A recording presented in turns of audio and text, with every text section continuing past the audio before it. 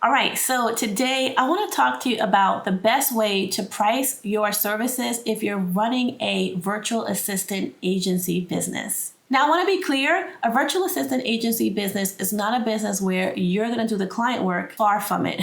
A virtual assistant agency business is where you're going to be matching companies with virtual assistants wherever you are, or around the world, and you're going to be managing the process and assigning tasks to them. So you're doing project management, you're connecting with the clients, you're making sure the VAs are getting their work done. You're more of a CEO and a manager of your business, all right? This video is really just focusing on you running a virtual assistant agency. I just want to be super clear. And the reason why I'm emphasizing this is because the way you're going to price your services for a virtual assistant agency business is completely different than the way you would do it for other businesses. So number one, typically business owners are hiring virtual assistants on an hourly basis. And so there is a right way to price and a wrong way to price. The number one thing you want to think about is you want to price based on packages. So a company is going to come, say, hey, I need a virtual assistant to help us with our back-end office support, or I need 2 or 3 different virtual assistants to do the job. And I'm looking to hire full-time. They want to get full-time dedicated virtual assistants. So what you're going to do is you're going to price hourly, and you're going to price on a monthly package rate. So the client's going to pay for a set number of hours every single month. You can also offer part-time virtual assistant hourly packages. So they pay for part-time hours. Now, typically part-time is 20 hours a week and full-time hours are 40 hours a week. So I typically tell people when I mentor people in my coaching program to help agency owners, I typically tell them that you should have different options. You should have one option that is part-time for a couple of hours a week, and then you should also have one that's a full-time package. Now, one thing you do not want to do, you don't want to say, okay, here you can hire a virtual assistant and just send us a bill for how many hours it is.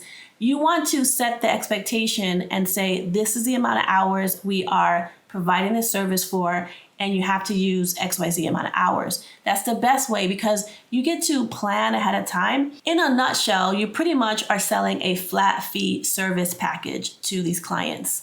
Even though it's for a set number of hours, it is a flat fee. They need to pay the fee at the beginning of the work before you even start. Now, you want to be managing your virtual assistant. You want to make sure you have the right tools and systems on the back end. So you want to be tracking your VA's hours and sharing that with your clients. The benefit of selling a flat fee set of hours every single month is that the client knows exactly what to expect. They know exactly what they're getting at the start of the month. This also helps you manage your team's workload way more effectively because you can plan ahead of time. And charging a flat fee allows you to create predictable income in your business. And I've talked about this before with a virtual assistant agency business, you're going to be living off the profit margins. So let's say you charge $1,000 a month to a client for managed VA services. You're going to pay the VA a percentage of that, and then you're going to keep the rest for your overhead and your profit. And the way that you're going to truly scale to 6 figures, multiple 6 figures and beyond is by having multiple clients. You're going to have multiple clients. Some clients may decide to go to you for all of their outsourcing needs. That's why selling monthly packages is going to help you manage the entire process a lot more easier. Now, you really need to require upfront payment, like I said earlier. If you start to work with a client and they're hesitant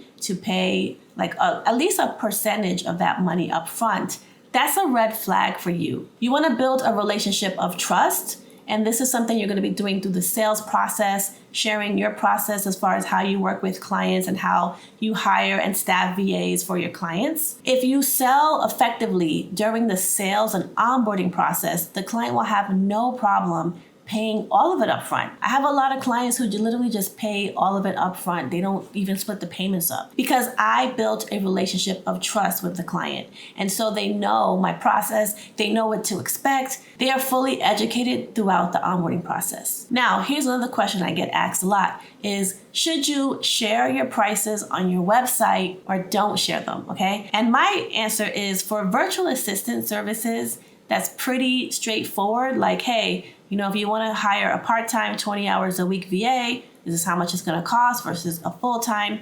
You only have 2 options, really.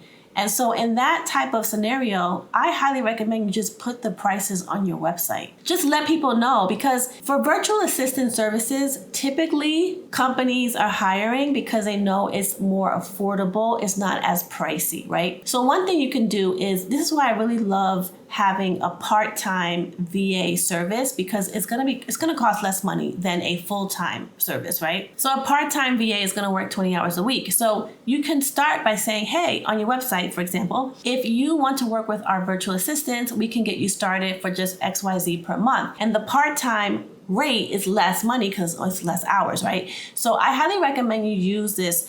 And there's this philosophy in pricing called price anchoring. And this is where you present a more premium rate and then you have a lower rate. Now, if someone's not ready to commit to a full-time dedicated VA service through your agency, you can say, hey, if you want to get started part-time, 20 hours a week, we can get you started. And then this allows the client to start to trust you. They'll feel more confident. They can kind of test out your service to see how it really works. And this just really helps you build that relationship of trust, like I was talking about earlier. So if you want to learn how to grow a profitable virtual assistant agency, I have a training that shows you this entire process. So if you want to join that and register, go ahead and find the link to that in the description of this video, and I will see you in the next video. Take care.